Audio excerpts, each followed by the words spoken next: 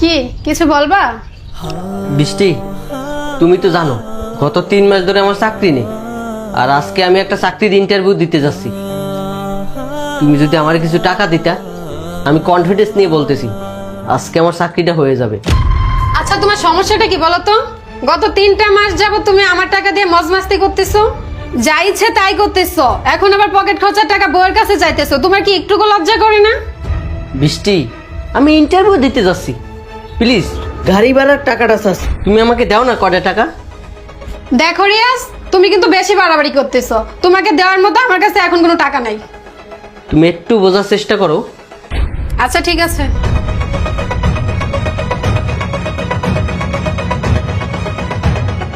এই নাও রিক্সা ভাড়া। আর শোনো, এরপর থেকে আমি তোমাকে আর একটা টাকাও দিতে পারবো না, কথাটা যেন মনে থাকে। মাত্র 60 টাকা দিলা। 60 টাকা দেবো না তোমাকে, তাহলে কত দেবো? 10,000 টাকা দেবো? যাচ্ছ তো ইন্টারভিউ দিতে, আর ইন্টারভিউ দিতে তো তুমি ফ্লাইটে করে যাবা না, যাবা তো রিক্সায় করে। এভাবে মুখ ঘুমরা করে দাঁড়িয়ে থেকে কোনো লাভ নেই। যাও ইন্টারভিউ দিয়ে এসো, আর ইন্টারভিউ দিয়ে এসে বাড়িতে যত কাজ আছে সব কিছু করে রাখবা, ঠিক আছে? আমি এখন অফিসে যাচ্ছি।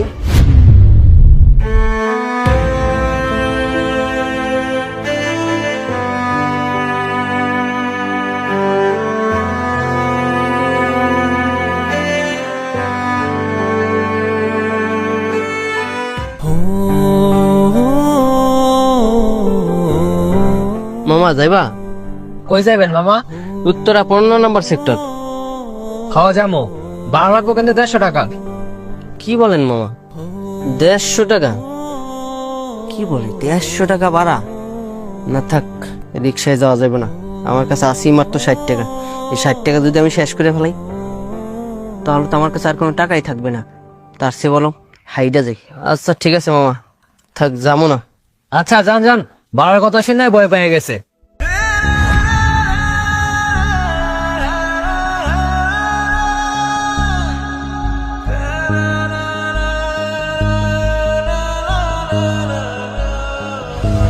মিস্টার রিয়াজ, আপনার চিপি তো দেখলাম, সবকিছু ঠিক আছে। আগামী 1 তারিখে আপনি জয়েন করতে পারেন। স্যার, যদি কিছু মনে না করেন, আমি কি আগামীকাল থেকে জয়েন করতে পারি? কারণ আগামী মাস তো অনেক দেরি, আর আগামীকাল থেকে জয়েন করলে আমার জন্য অনেক ভালো হয়। মিস্টার রিয়াজ, আপনি যদি আগামীকাল জয়েন করতে চান, তা আমাদের কোম্পানির জন্য আরো বেশি ভালো। আগামীকাল থেকেও আপনি আসতে পারেন, no problem. Thank you sir, আপনাকে অসংখ্য ধন্যবাদ। আমি তাহলে আগামীকাল থেকেই জয়েন করব। স্যার, যদি কিছু মনে না করেন, আমি কি একটু পানি খেতে পারি? হ্যাঁ হ্যাঁ, শিওর, নেন। Thank you sir.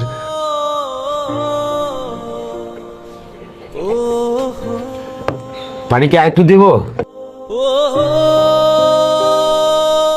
হ্যাঁ স্যার, দিলে একটু ভালোই হয়।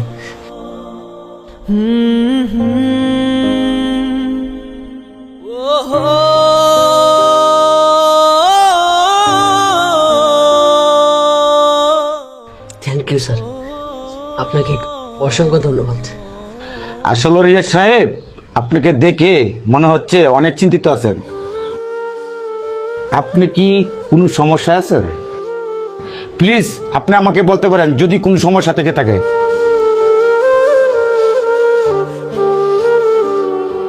স্যার, যদি কিছু মনে না করেন, আমি একটা কথা বলি। আমার কি 2 থেকে 3,000 টাকা অ্যাডভান্স করতে পারবেন?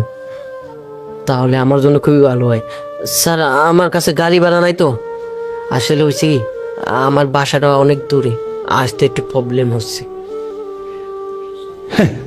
আরে রিয়াজ সাহেব, আপনাকে 2,000-3,000 টাকা দেবো কেন? আপনাকে 5,000 টাকা দেবো।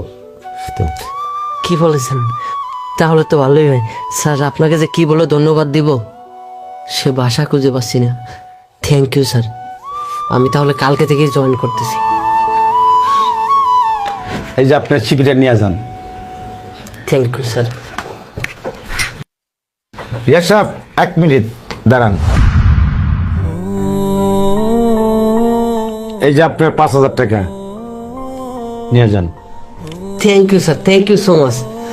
কালকে থেকেই জয়েন করবো। ঠিক আছে।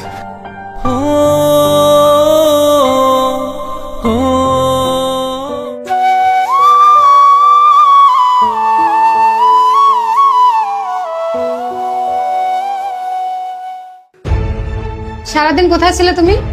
একটা ইন্টারভিউ দিতে তোমার সারাদিন চলে গেল। আসলে অফিসটা একটু দূরে ছিল, তাই আসতে দেরি হয়ে গেছে। কি জনাব, চাকরিটা কি হলো নাকি হয় নাই?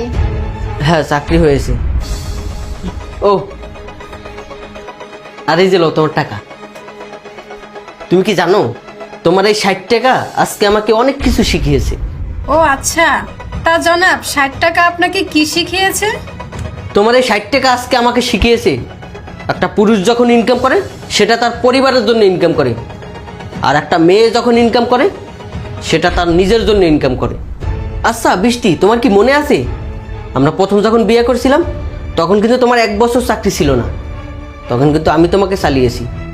আর তখন চাকরি করতাম আমি, আর তোমার সকল চাহিদা আমি পূরণ করেছি।